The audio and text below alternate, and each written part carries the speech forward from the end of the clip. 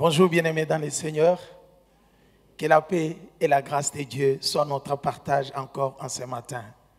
Je vous salue dans le beau nom précieux de Jésus-Christ. Je déclare que le Seigneur vous bénisse au nom de Jésus. Je déclare que la paix de Dieu inonde dans votre cœur au nom de Jésus. Je déclare que même si vous êtes attristés par les nouvelles que vous avez eues, je déclare que la paix de Dieu qui surpasse toute intelligence soit votre partage au nom de Jésus. Je viens dire à quelqu'un qui tremble, qui a peur de l'avenir, je lui dis que le Seigneur est là. L'amour de Dieu est là. N'ayez pas peur. Continue la marche. Le Seigneur est avec vous. Amen.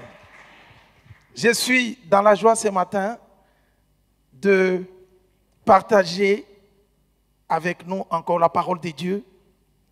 Cette parole qui vient dans un temps et dans un moment exceptionnel. Dans les temps exceptionnels et dans les moments exceptionnels, puisque nous sommes le premier dimanche du mois de septembre, n'est-ce pas?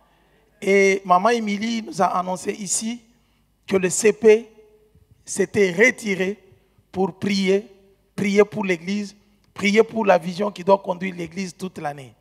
Et vous savez, quand on vient auprès du Seigneur, on amène les messages, ce sont les bons messages. C'est le message qui réjouit les cœurs. Alléluia. C'est pourquoi j'ai commencé à annoncer la paix de Dieu pour tous ceux qui se sentent un peu troublés par les nouvelles qu'ils ont eues, par ce qu'ils ont vécu, peut-être par des mauvais rêves.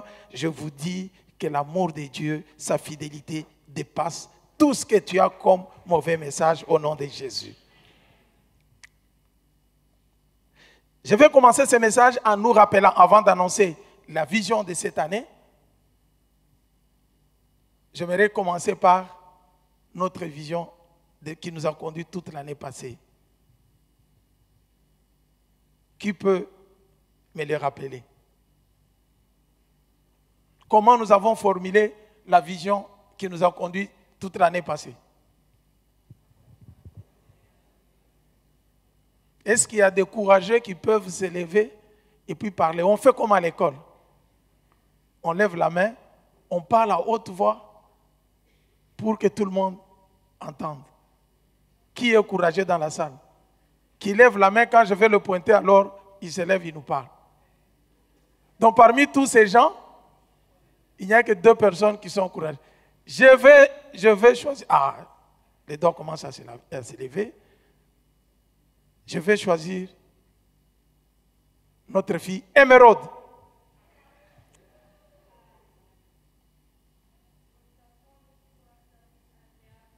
Est-ce qu'on peut acclamer le Seigneur?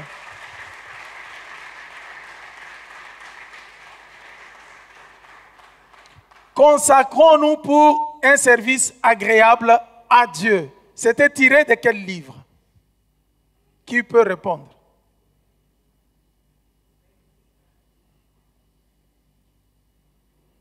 Si vous ne répondez pas, je n'avance pas, je ferme la Bible, je rentre, je m'assois, on dit Amen et puis on part.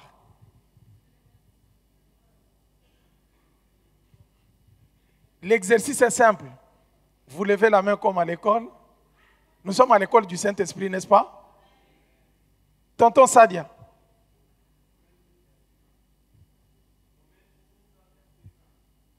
Romains chapitre 12, verset 1. C'est vrai ou c'est pas vrai? Ah, il n'a pas tout terminé. Voilà, qui peut terminer? Nierva.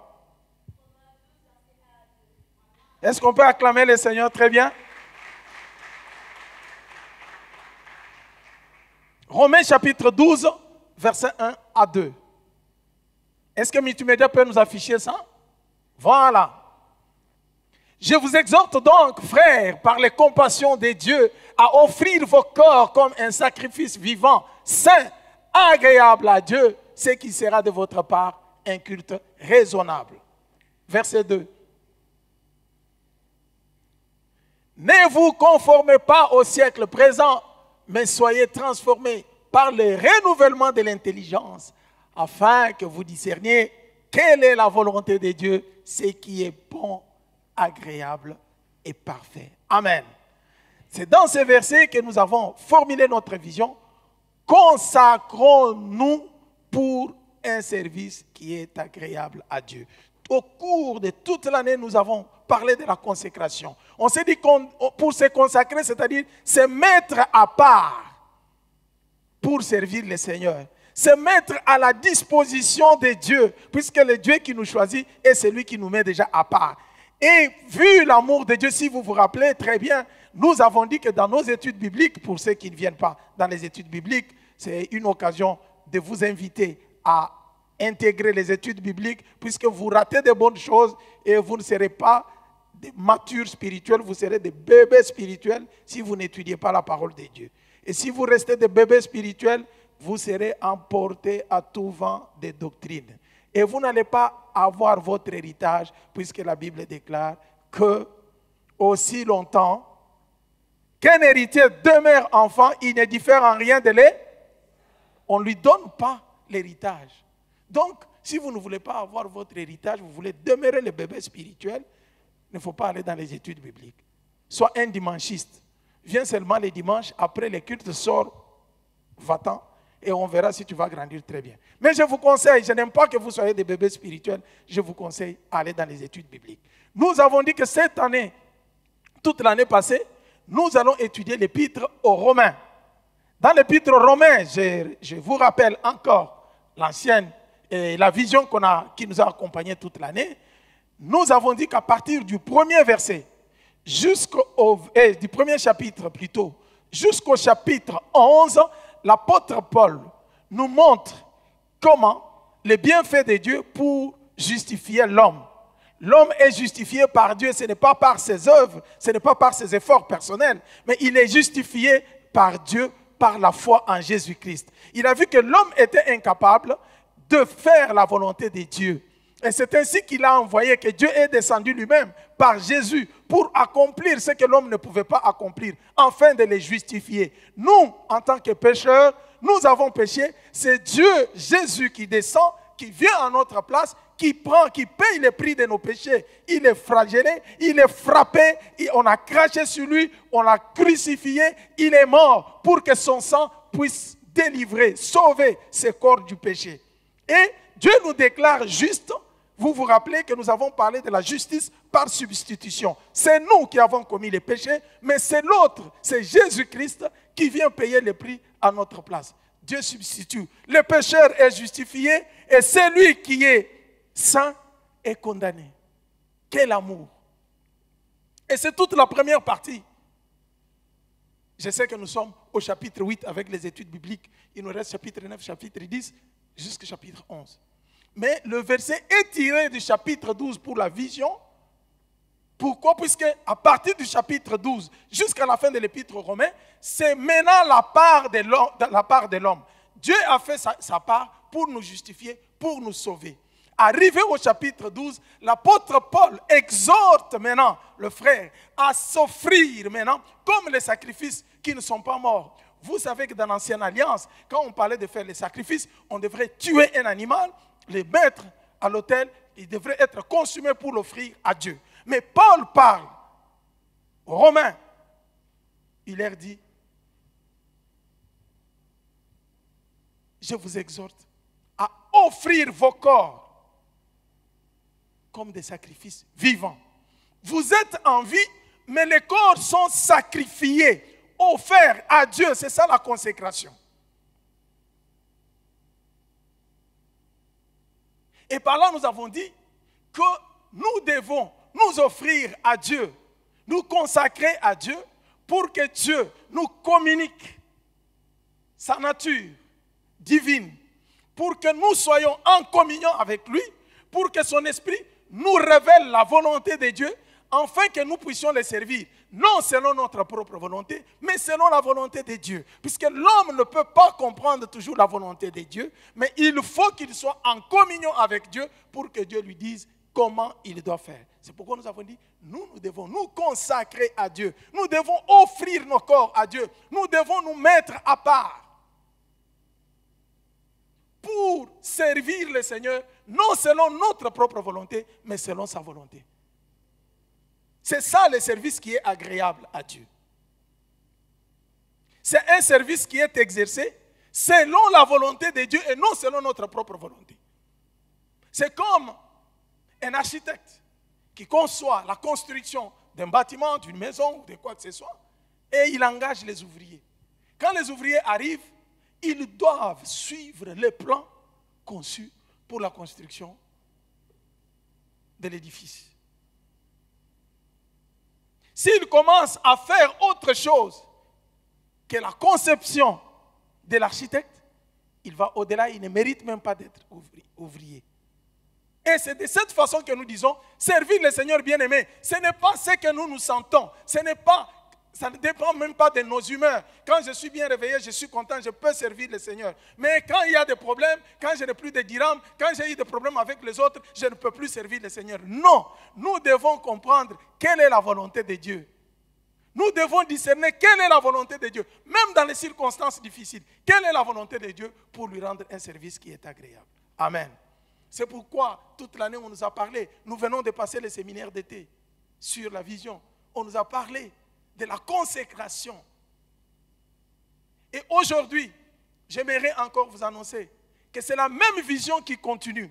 Même étude biblique de l'Épître aux Romains, jusqu'au moment où nous allons terminer pour cette année qui commence.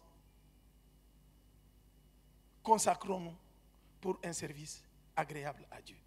Si nous avons déjà parlé de consacrons-nous, d'offrir nos corps, pour discerner, changer. Dieu demande qu'on puisse changer la mentalité, qu'on voit, qu'on soit transformé, qu'on ne voie pas les choses selon le monde le voit.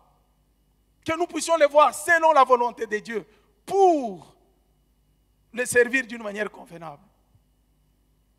Maintenant, bien-aimés, maintenant, pour cette année, nous allons voir comment servir Dieu d'une manière qui lui est agréable. Nous nous sommes consacrés, bien sûr. Nous avons offert nos corps, bien sûr. Mais comment nous pouvons servir Dieu d'une manière qui lui est agréable?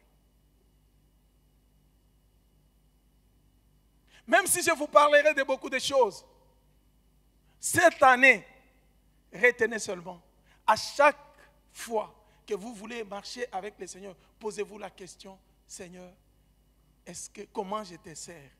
Est-ce que je te sers d'une manière qui t'est agréable ou d'une manière qui m'est agréable à moi? Et c'est ce qui va conduire la prédication d'aujourd'hui. Pour cela, j'aimerais que nous puissions, bien-aimés, ouvrir nos Bibles.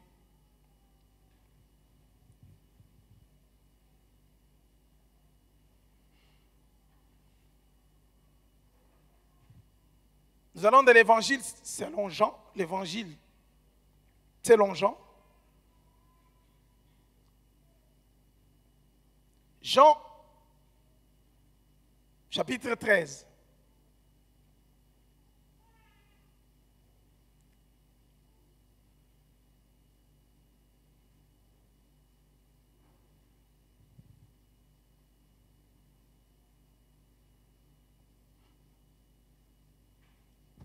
Jean chapitre 13, nous allons lire à partir du premier verset jusqu'au verset 15. Après, nous allons sauter, nous allons lire le verset 34 et 35.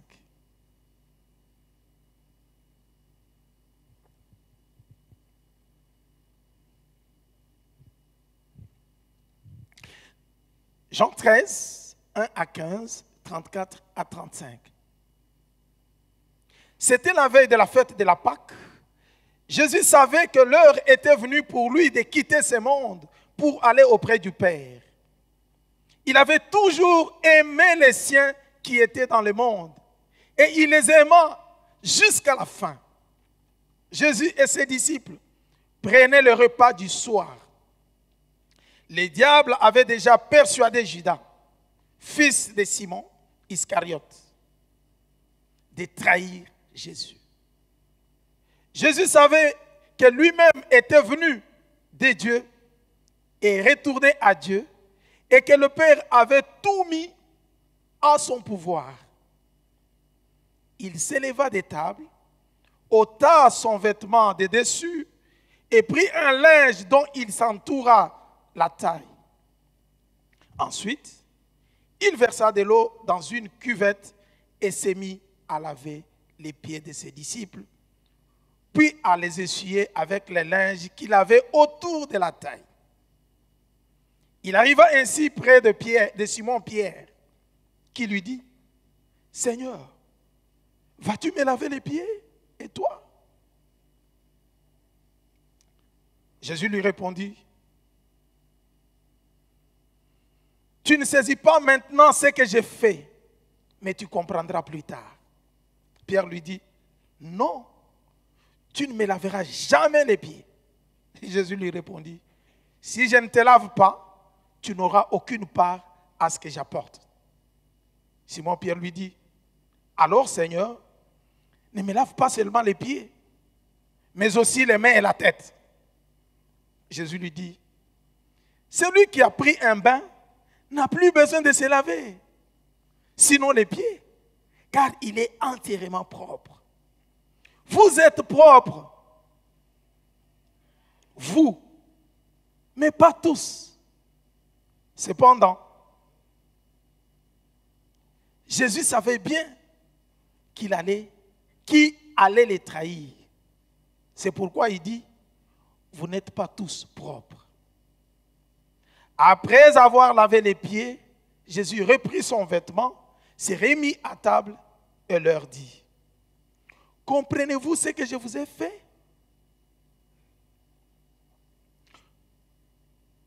Vous m'appelez maître et seigneur.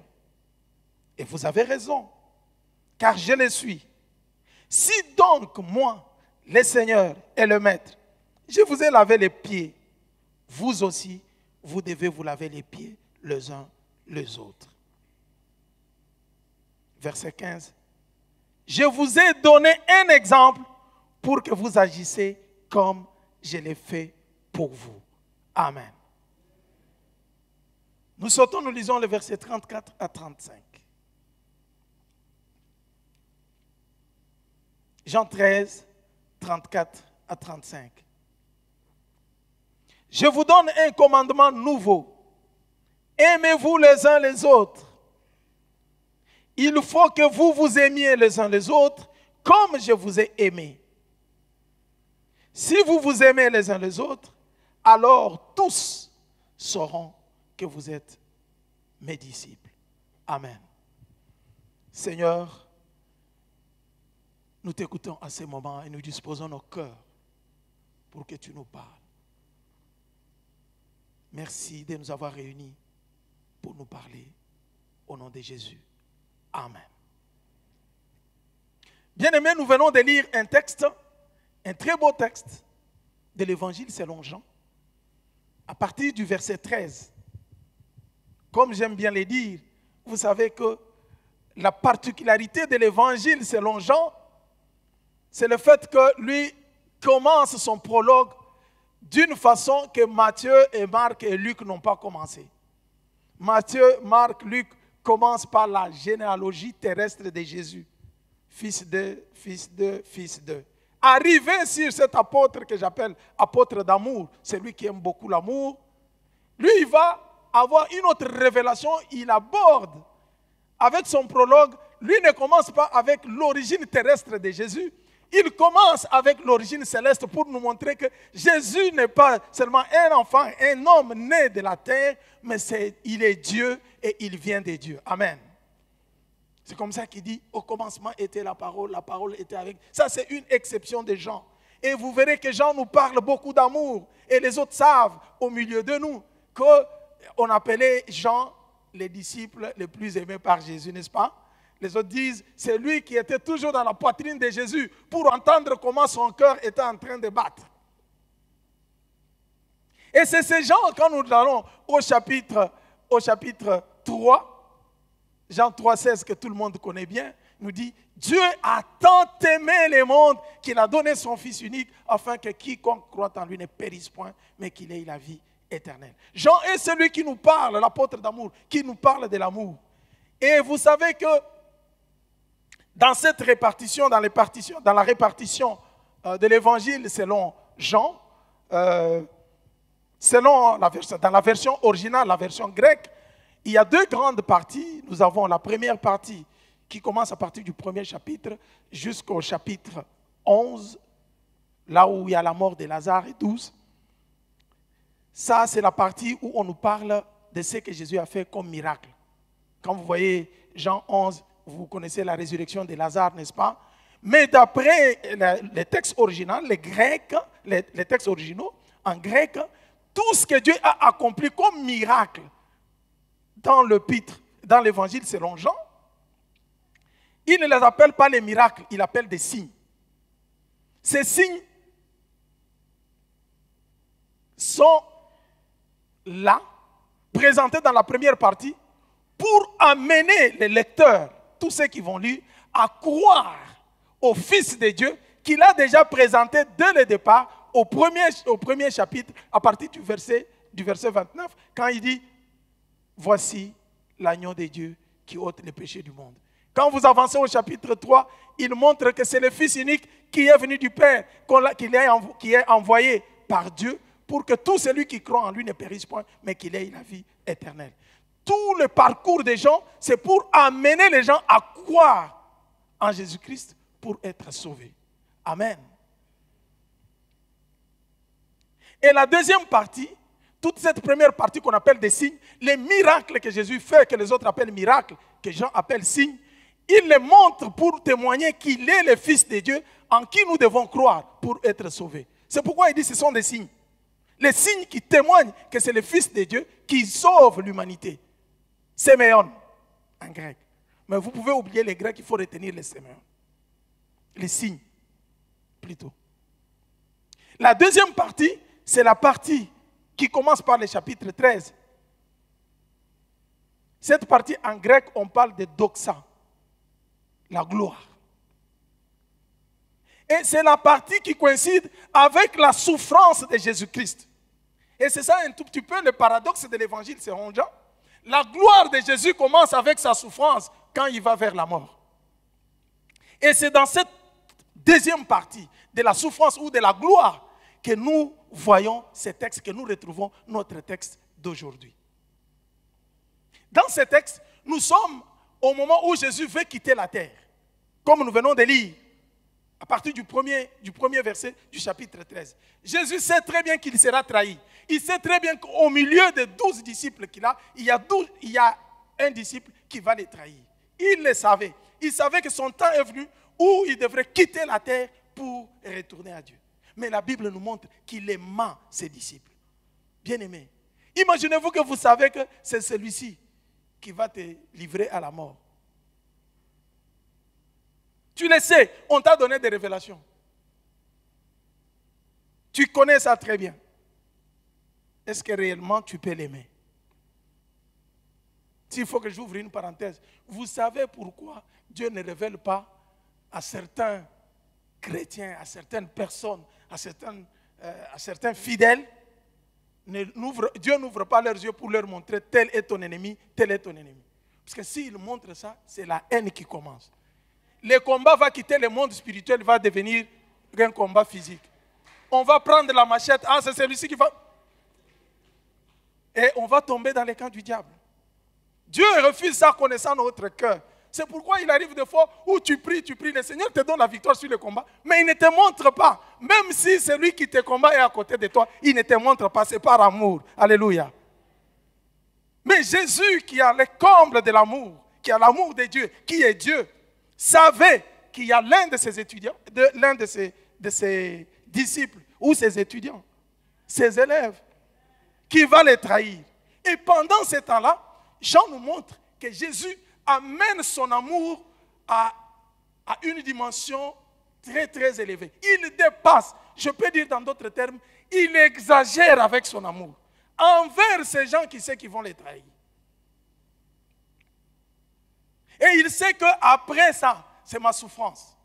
Et on nous dit que c'est pendant la fête de Pâques. Vous savez que la fête de Pâques, c'est la fête où il y a eu la mort de Jésus-Christ. Et il prépare même les repas pour manger avec eux. Mais regardez ce qu'il fait. Il se lève, ils ont déjà préparé la table. Il est assis avec ses disciples. Il sait qu'il veut déjà partir. Les disciples étaient ensemble, ils voient le maître s'élever. Enlever ce qu'il avait au-dessus comme habit. Il dépose de côté. Il prend un linge. Il se met autour de la ceinture. Il va prendre un bassin rempli d'eau. Les disciples assis, il se lève, il vient, il commence à laver le pied de chacun d'entre eux. Tous les disciples étaient en train de regarder. Qu'est-ce qu'il est en train de faire, maître? Il vient à nos pieds. Mais ce sont les esclaves qui devaient laver les pieds de leur maître. Mais Jésus se lève, il prend la place, il prend le bassin, il commence à laver les pieds. Vous savez, à cette époque-là, on lavait souvent les pieds. Pourquoi? Puisque quand vous vous promenez, il y a toujours des poussières qui viennent. Oui. Je ne pense pas, je n'imagine pas qu'il y avait des moquettes, des tapis, des choses comme ça. Non. Mais Jésus se lève avec toutes les poussières qu'ils avaient aux pieds. Il incline, il commence à laver le pied de chacun d'entre eux. Les disciples regardaient, ils ne comprenaient pas. Il dit, ces gestes, qu'est-ce que ça veut dire? Pourquoi? Vous savez, Pierre est celui qui aime beaucoup parler, Pierre. Puisqu'il était timide, après il est devenu un grand évangéliste. Pierre arrivé sur Pierre, Jésus veut laver les pieds. Il regarde Jésus. Maître, toi tu vas me laver les pieds, moi? Ce n'est pas à toi de me laver les pieds. Tu ne vas pas me laver les pieds. Jésus regarde et dit, Pierre, écoute, si je ne te lave pas les pieds, tu n'auras pas part à ce que je fais.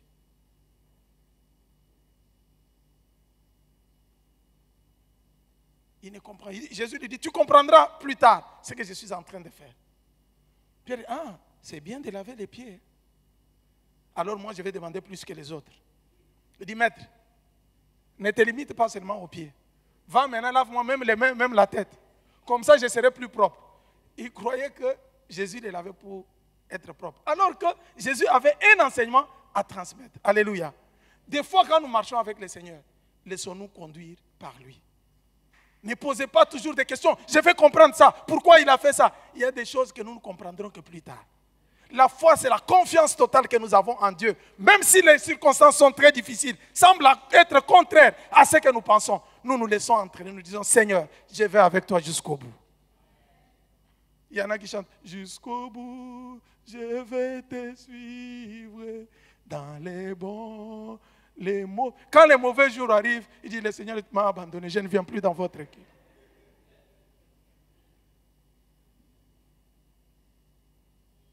Pierre commence à demander plus. Non, Seigneur, lave les pieds. Ne te limite pas aux pieds. Comme ça, moi, je serai plus propre que les autres. Jésus regarde, dit, comme il n'a pas encore compris. Ah, le langage de Dieu, c'est un langage très compliqué, très difficile.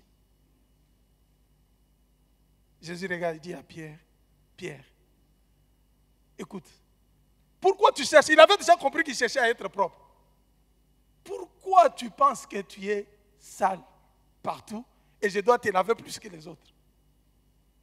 Ça, ce sont les explications que je donne. Hein? Jésus lui dit, écoute, Pierre, si tu es en train de t'imaginer que tu es sale, je vous dis que vous êtes déjà propre. Vous qui êtes avec moi. Une façon de leur dire, quand vous écoutez ma parole vous purifie et vous sanctifie. Vous n'avez pas besoin de chercher à vous laver avec l'eau pour être propre.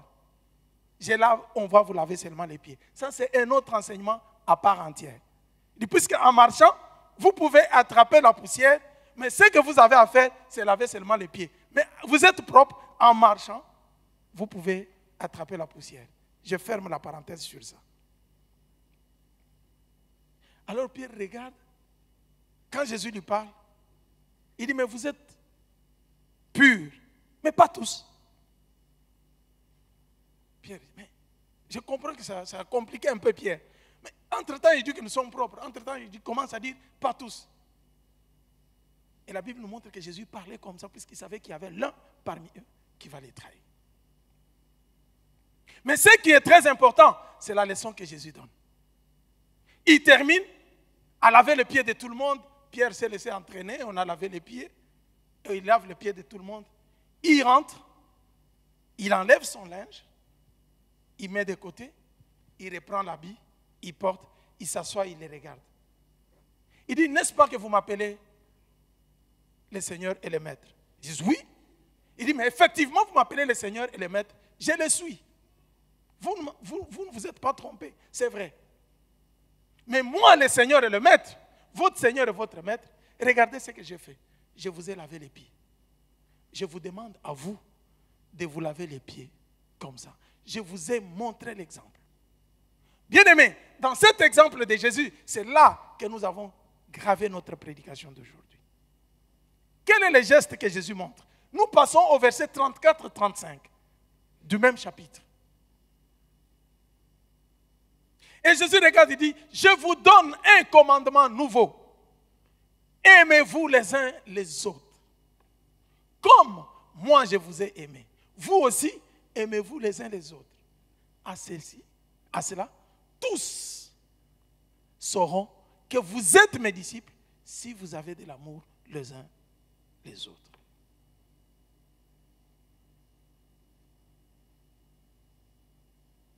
Quand j'ai lu ces versets, je me suis toujours posé la question, ces commandements, Jésus qui était avec ses disciples, vous connaissez qu'il y a eu un docteur de la loi qui est venu le prouver et poser la question, Maître, quel est le plus grand commandement? Vous savez, tu aimeras ton Dieu de toute ta force, de tout ton cœur, de toute ton âme. Après, tu aimeras ton prochain comme toi-même.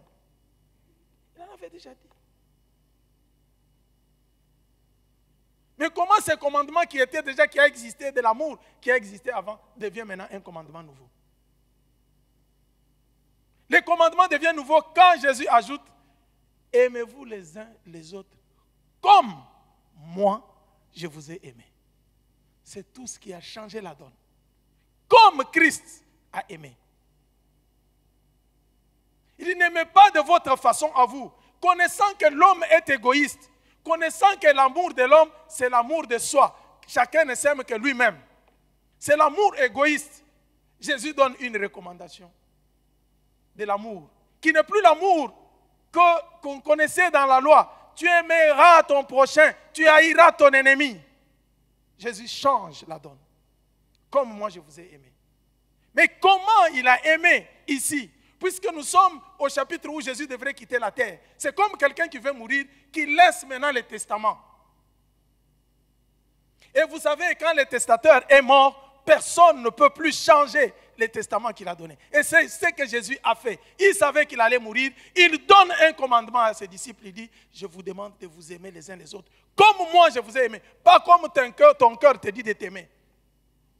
Puisque ton cœur peut te dire, tu regardes sa tête là, non, telle tête tu peux aimer, telle autre tête tu ne peux pas aimer.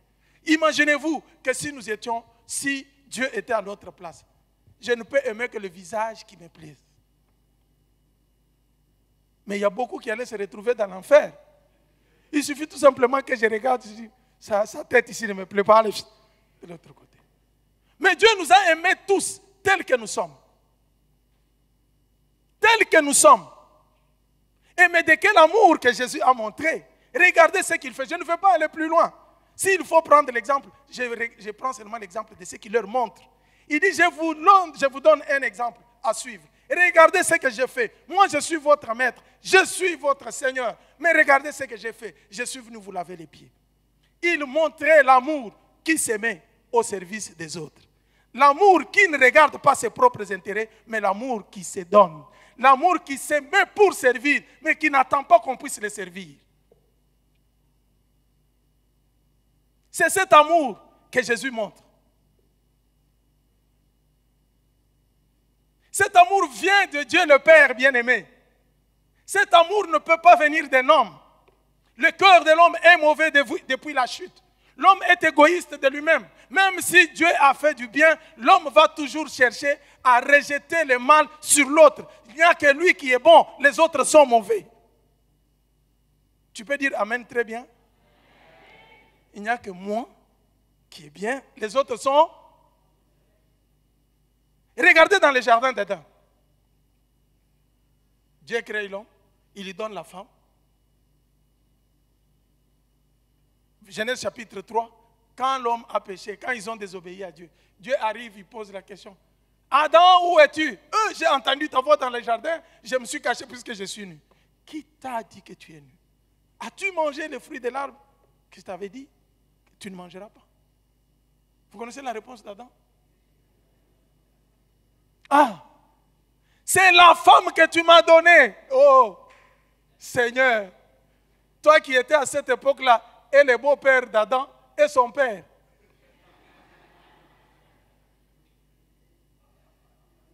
Adam accuse indirectement Dieu. Une façon de lui dire que ce n'est pas de ma faute, c'est toi qui m'as donné cette femme, à partir de cette femme, je suis tombé dans... Écoutez ce qu'il fait. Au lieu de reconnaître que je suis pécheur, il dit, c'est la femme que tu m'as donnée. Mais regardez, je vous dis, depuis que le monde est corrompu, l'homme est égoïste. Le mal, c'est les autres, ce n'est pas nous. Je ne parle pas de vous, vous êtes bien. Le mal, c'est nous. Le mal dans cette église, c'est le CP. Mais tous les biens que le CP peut faire, toutes les nuits blanches qui peuvent passer, les moments de prière, Seigneur, pour ton église, c'est CP là. C'est CP là. Non, le spirituel, c'est vous. On comprend, c'est depuis le jardin d'Éden. Quand quelqu'un a les langages comme ça, on sait qu'il est encore descendant d'Adam, il n'est pas le descendant de Jésus. Dans le royaume de Jésus, le royaume terrestre, le royaume céleste de notre Père, le royaume de Dieu commence toujours par la repentance. La repentance, c'est le fait de reconnaître d'abord ses péchés. Je suis mauvais et je me répands au-devant de toi. Si on est toujours, c'est l'autre qui est mauvais, on a encore la nature adamique en nous. Dites Amen très bien. On appelle Ève. Ève, pourquoi tu as fait cela? Moi, j'étais mis à côté de... Bon, je suis en train d'interpréter un peu. Dieu comprend, il dit, mais maintenant, on m'accuse moi de t'avoir mis à côté de cet homme que je voyais qui n'était pas complet. Ève aussi. Elle retourne, il dit, Ève, pourquoi as-tu fait cela? Ce n'est pas moi, c'est qui? C'est le serpent. Et c'est ça la nature de l'homme. L'homme est égoïste. Tout ce qui est bien, tout ce qui est gloire, c'est pour lui. Mais tout ce qui est tort, tout ce qui est mauvais, c'est pour les autres. Les autres. Non, non, non. Jésus-Christ est venu pour changer nos cœurs, changer notre mentalité, afin que nous puissions comprendre que le royaume de cieux commence par le fait de reconnaître que je suis mauvais devant le Seigneur. Je ne mérite pas et j'ai besoin de la grâce de Dieu. Et le salut arrive quand on réalise qu'on est incapable d'être sauvé et qu'on s'abandonne à Dieu. L'amour qui se met au service des autres. L'amour de Dieu le Père, bien-aimé. Commençons par le commencement. Je vais vous montrer que l'amour de Dieu, c'est un amour qui se met toujours au service. Et c'est de là que Christ, Père, Christ et Saint-Esprit, ils vivent la même chose, ils voient la même chose, ils font la même chose, ils ont la même nature, même consubstance. Multimédia, projetez-nous Genèse. Nous allons voir, je vais juste démontrer l'amour de Dieu, l'amour qui se met au service des autres, et puis nous allons passer à notre dernier texte pour finir la vision. Genèse chapitre 1er, je vais prendre les deux récits de la création pour vous montrer l'amour de Dieu, l'amour qui se met au service des autres. Genèse chapitre 1er, multimédia. Nous allons commencer par le verset 26. 26, 27, 28.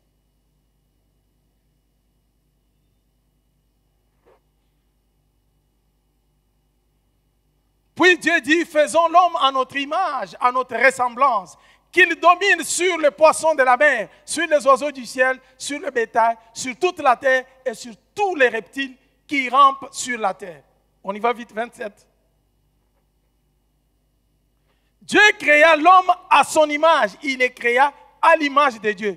Il créa l'homme et qui? Et la femme. Les deux. Ça, c'est ce que le récit de Genèse 1 nous montre. Dieu crée l'homme et la femme. Dès qu'il les a créés, qu'est-ce qu'il dit? Après la création, Dieu fait quoi? Il les bénit directement.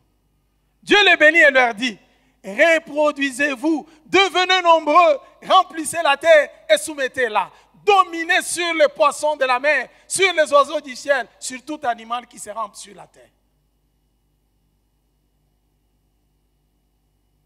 Dieu dit aussi, je vous donne toute herbe à graines sur toute la surface de la terre, ainsi que tout arbre portant des fruits avec pépins ou noyaux, ce serait votre nourriture. Et regardez dans ce récit, vous connaissez que quand nous commençons les récits de Genèse, là où on pose le principe de la création, Genèse 1, il nous montre que Dieu a créé d'abord, la terre était sans forme, était dans un état chaotique, ce qu'on appelle le tohu-bohu.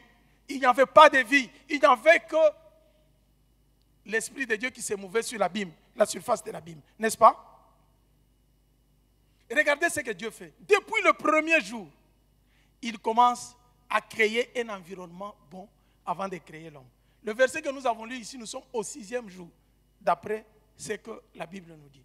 Le premier jour, Dieu crée, vous connaissez l'histoire de Genèse, il a séparé la masse d'eau, il y a eu la masse d'eau qui est montée, qui est descendue, il a dit à la masse qui était restée en bas, de se réunir, de former les océans, les mers, les fleuves, les rivières que vous voyez, pour que la terre sec arrive. La terre est arrivée, il a ordonné par sa parole qu'il y ait les herbes, il y ait que les poissons arrivent dans l'eau. Tout ça, Dieu est en train de créer pour nous faire sortir un très beau jardin, le jardin d'Éden. Et c'est quand tout est déjà prêt, il regarde, vous verrez qu'à chaque création, quand Dieu regarde, il observe lui-même, il dit, quand il voit que tout est bon, alors il passe à un autre jour, n'est-ce pas?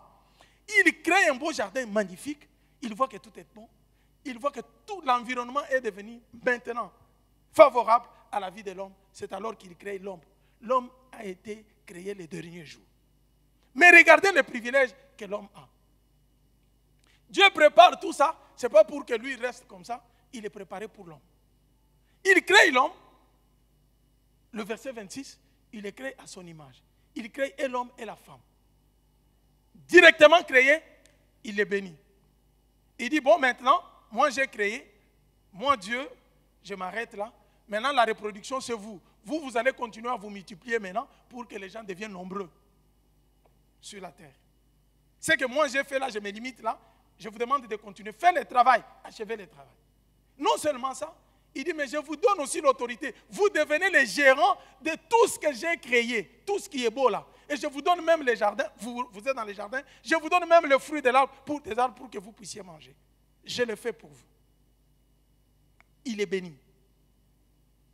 Imaginez-vous, toi quand tu as tes biens, quand tu as bossé, tu as travaillé, surtout si tu as eu beaucoup de biens dans la souffrance. Tu peux prendre tous ces biens, appeler quelqu'un, dire bon, je te donne ça et tu es responsable.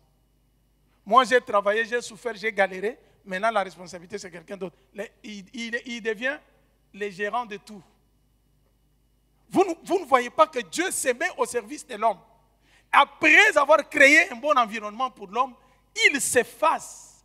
Il donne à l'homme la bénédiction. Il lui donne l'autorité même sur tout, même sur la terre. L'amour qui se met au service de l'homme. Il pouvait dire, ben, moi je suis le créateur de toutes choses, ça m'appartient. L'homme reste là et accepte seulement ce que je t'ai dit. Et tout ça. Non. Dieu lui donne ce privilège. Il dit, maintenant tu peux, le jardin t'appartient. Tu es le maître de tout ce que j'ai créé. Oh bien-aimé. L'amour de Dieu qui se met au service de l'homme. Pour que l'homme soit à l'aise, pour que l'homme soit content, pour que l'homme soit béni. C'est cet amour que Dieu recommande même dans le mariage. Mais malheureusement, dans les mariages, nous avons toujours l'amour égoïste. Ceux qui ne veulent pas, ceux qui ne sont pas encore mariés, sont en train de gêner, de prier. Oh Seigneur, donne-moi le mariage. Mais posez la question, quels sont les critères de mariage? Pourquoi tu veux te marier? Quand je veux me marier, j'ai choisi un homme. Les critères de choix, c'est quoi? Je veux un homme, quand j'arrive, il me prend dans ses bras. Il dit, chérie, je t'aime. Et quand j'ai des soucis,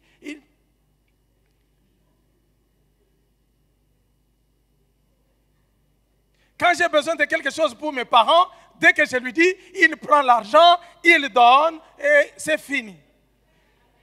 Et c'est celui qui doit aider mes parents. Si je trouve un homme qui ne fait pas ça, moi je ne peux pas épouser un homme comme ça.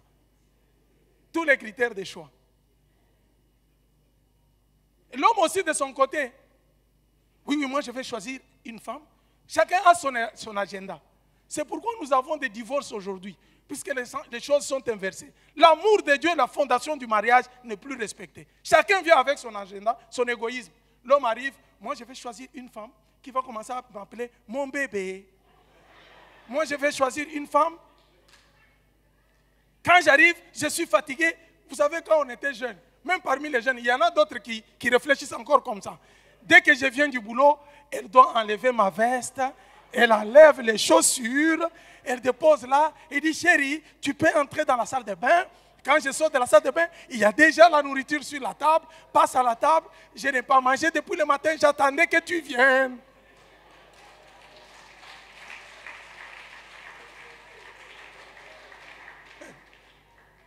Ah bon? D'accord. Si tu ne sais pas que Dieu veut t'apprendre à aimer quelqu'un d'autre, à te mettre au service de l'autre, tu apprendras dans le mariage. Il va te donner quelqu'un qui n'a pas tes caractères. Tout ce que tu cherches là, tu attendais. Tu arrives là, tu as un monsieur, quand tu le tiens au bras, il te dit, ah toi, il ne faut pas me tenir comme ça. Pour qu'on sache qu'on est marié, c'est seulement quand tu vas me tenir. Tu commences à regarder. Hein?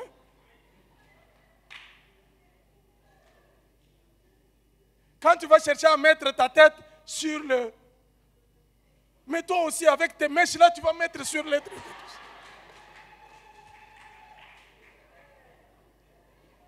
Oh, dans ces mariages, alors que j'ai prié, j'ai gêné.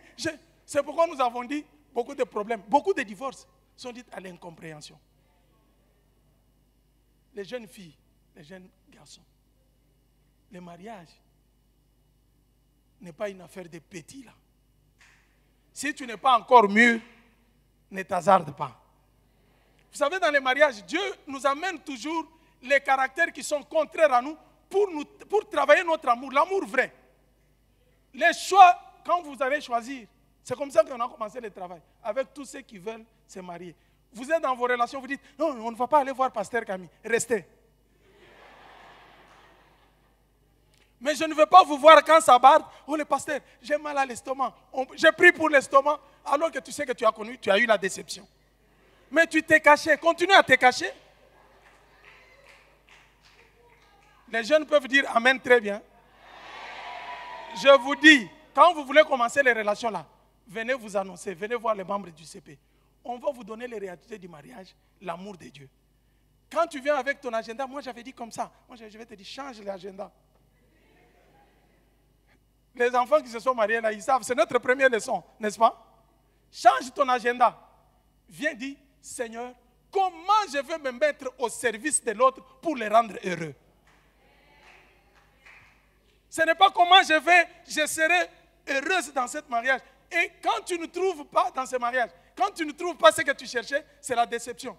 Vraiment, il n'y a pas de... Tu commences à regarder, je peux trouver un mari comme ça. Hein? Chaque homme a ses défauts. Et réjouis-toi de celui que Dieu te donne. Il est une bénédiction pour toi.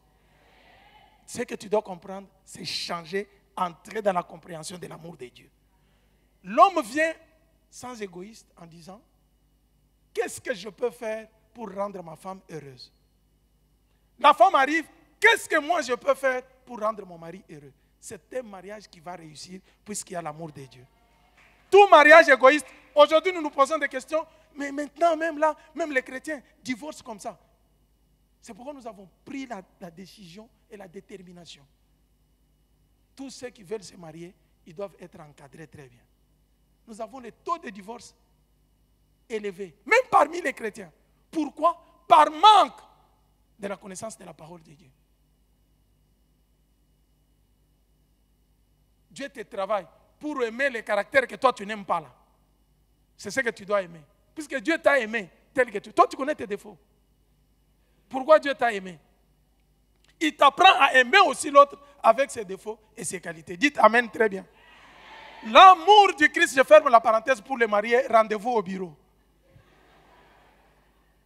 L'amour de Dieu, c'est un amour qui se met au service. C'est ce que Christ nous a montré. Regardez ce que Dieu fait en Genèse chapitre 1er. Il se met au service de l'homme. Il prépare toutes choses. Il s'efface. Il disparaît. On ne le voit même pas. C'est l'homme qui devient le gérant. C'est l'homme qui continue à faire la création. C'est l'homme qui devient le maître de toutes choses. Qui peut accepter de faire ça? Genèse chapitre 2. Je prends seulement ces deux récits de Genèse. Genèse chapitre 2. Commençons par le verset 18. On peut nous projeter ça rapidement? L'Éternel, Dieu dit, il n'est pas bon que l'homme soit seul. Je lui ferai une aide qui soit son vis-à-vis. 19. L'Éternel Dieu façonna à partir de la terre tous les animaux sauvages et tous les oiseaux du ciel. Puis il les fit venir vers l'homme pour voir comment il les appellerait. Il voulait que tout être vivant porte le nom que l'homme lui donnerait. Un créateur de toutes choses. Il vient créer l'homme les derniers jours. Mais regardez ce que Dieu fait. Il associe l'homme dans le bonheur. Il amène tous, lui le seul créateur, il pouvait donner le nom. Mais regardez l'amour de Dieu. L'amour qui ne regarde pas ses propres intérêts. Il crée l'homme. Il dit, regarde, tu es le maître de tout comme on nous a montré en Genèse 1. Il dit maintenant, moi je ne vais pas donner le nom. C'est toi qui donnes le nom de tout ce qui existe. L'homme commence à regarder et dit, ça c'est le serpent. Pour que tout ce qui existe porte le nom donné par l'homme. Quel amour! Moi, je connais les parents qui disent même à leurs fils, qui ont déjà beaucoup de biens, ils disent à leurs fils, écoute, tu te joues de moi comme ça? C'est mes biens comme ça que tu es en train de gâter, de gaspiller? Ah, tu blagues comme ça puisque tu manges bien, pour aller à l'école, on te prend dans la voiture, on va te déposer à l'école. Vous savez comment moi j'ai souffert? Moi, j'allais à l'école à pied. J'ai marché avec les culottes trouées. Aujourd'hui, vous vous jouez de moi. Il parle à son héritier. Un père. Il protège ses biens. Il dit, ça ne t'appartient pas. Ne joue pas comme ça. Mais Dieu n'est pas comme ça. Il est bon, il est merveilleux. Il se met au service et puis il s'efface. Il privilégie l'homme. L'amour qui se met au service de l'autre. C'est pourquoi, cette année, voilà le thème de ce matin, qui doit nous conduire, qui doit trottiner notre tête quand nous allons marcher pour servir le Seigneur. Comment servir le Seigneur? C'est pourquoi j'ai intitulé. On peut nous afficher le thème du message d'aujourd'hui. Il n'y a pas de service agréable à Dieu sans l'amour du Christ. Il n'y a pas, bien aimé, il n'y a pas un service qui peut être agréable à Dieu s'il n'y a pas l'amour de Jésus dedans. S'il n'y a pas l'amour qui se met au service des autres. À l'église, Dieu nous appelle à être au service des uns et des autres. Rappelez-vous que je vous avais dit que les dons que le Seigneur nous donne pour servir à l'église, ce ne sont pas pour nous. Dieu crée toujours une dépendance. Là où tu es plus fort et là où tu es plus faible, il y a quelqu'un d'autre qui est plus fort. De façon que tu ne dises pas, je me suffis moi-même. Tu as toujours besoin de l'autre. Il n'y a pas. Comment nous pouvons servir le Seigneur d'une manière agréable? C'est quand nous aurons l'amour du Christ. L'amour qui ne regarde pas ses propres intérêts. Bien-aimés, j'aimerais exhorter à tous nos amis, tous nos frères et sœurs qui servent le Seigneur, que le Seigneur a appelé. Si vous sentez que vous servez le Seigneur avec murmure, vous servez le Seigneur avec l'hypocrisie, arrêtez, vous perdez votre temps pour rien. Si l'œuvre de Dieu devient une corvée pour vous, arrêtez. Celui qui est appelé par le Seigneur se réjouit quand il accomplit la mission du Seigneur, quand il fait ce qu'il doit faire, il sent la joie dans son cœur.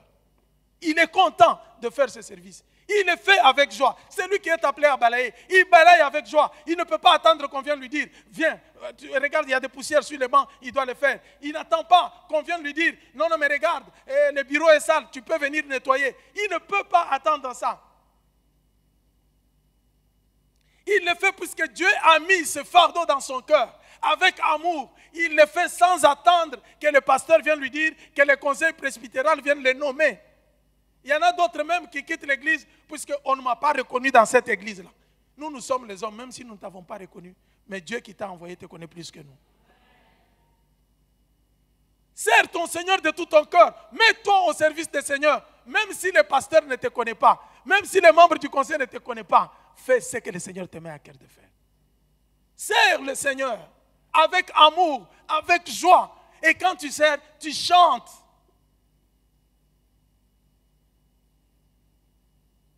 Tu fais la vaisselle, nous parlons de la salle haute. À chaque fois, nous allons préparer là-bas, nous laissons ça très sale. Est-ce qu'il n'y a-t-il pas des gens à qui le Seigneur a mis au cœur de rendre notre salle, là où nous mangeons, la salle haute propre?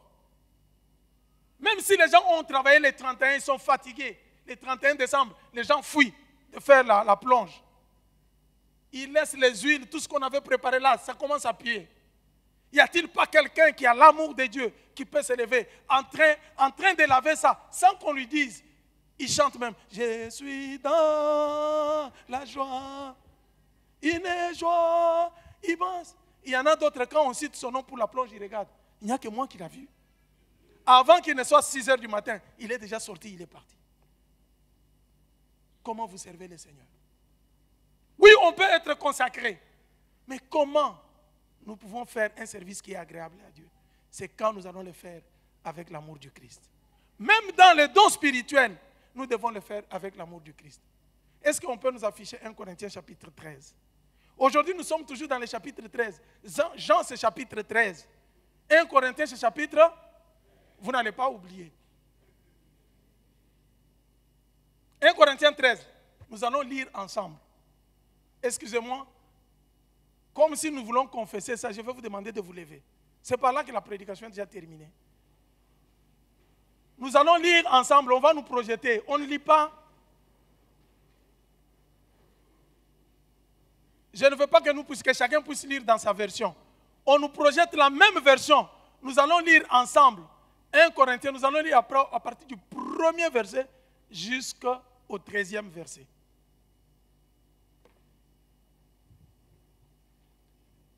Je vais compter jusqu'à 3. Quand j'arrive à 3, nous lisons tous ensemble. Comme les amoureux de Dieu et les gens disciplinés. Oui, les disciples sont disciplinés. Amen. 1, 2, 3. Si je parle les langues des hommes et même celles des anges, mais si je n'ai pas l'amour, je suis un cuivre qui résonne ou une cymbale qui retentit. 2. Si j'ai les dons de prophétie, la compréhension de tous les mystères et toute la connaissance, si je n'ai pas, mais je ne suis rien. Le verset 3. Si je distribue tous mes biens aux pauvres, si même je livre mon corps aux flammes, mais si je n'ai pas l'amour, cela ne me sert à rien. L'amour est patient. Maintenant, nous commençons un exercice. Là où on a mis l'amour, tu mets ton nom. Et puis tu ajoutes les restes. On enlève l'amour, on dit par exemple, je vais vous montrer l'exemple.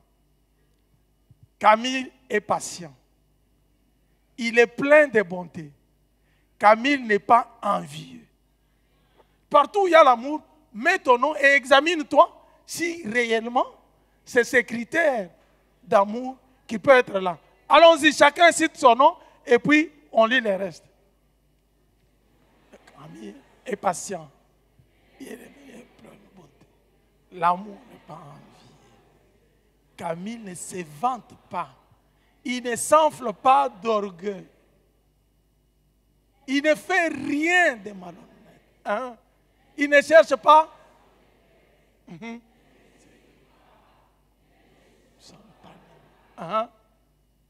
Il ne se réjouit pas de l'injustice, mais il se réjouit de la vérité. Tu pardonnes tout, c'est ça? Je crois tout.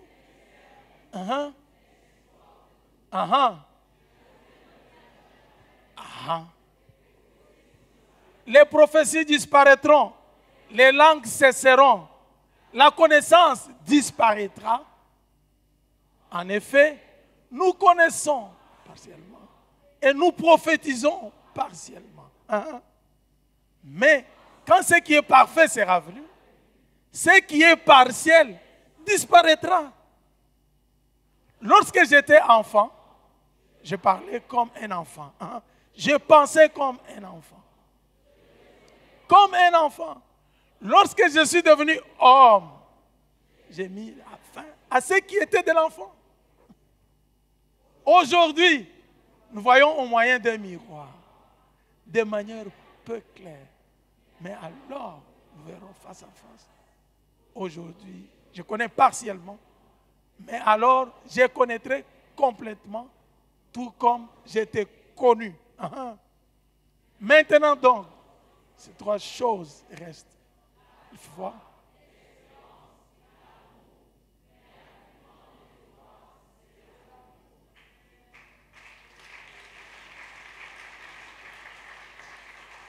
Bien-aimés, les prophéties passeront. Les langues disparaîtront. La connaissance que nous avons disparaîtra. Mais l'amour ne meurt jamais. Quand nous voulons servir le Seigneur, nous devons le servir avec amour. L'amour qui se met au service de Dieu. Amen. Que chacun aille faire l'exercice en mettant encore son nom, en lisant ces textes. Et que chacun se pose la question. Et toute cette année, nous devons nous poser la question. Comment je peux... Si vous ne servez pas dans l'amour, vous ne pouvez pas faire un service qui est agréable à Dieu. Alléluia. Nous devons marcher dans l'amour. C'est pour cela, excusez-moi, c'est le culte d'annonce des visions. Permettez-moi, ça déborde un peu, mais c'est pour notre bien. Je vais demander aux choristes de passer. Nous allons confesser que je veux marcher, Seigneur, comme tu as marché. Walk in love. Je veux marcher dans l'amour. Calvin, let's go.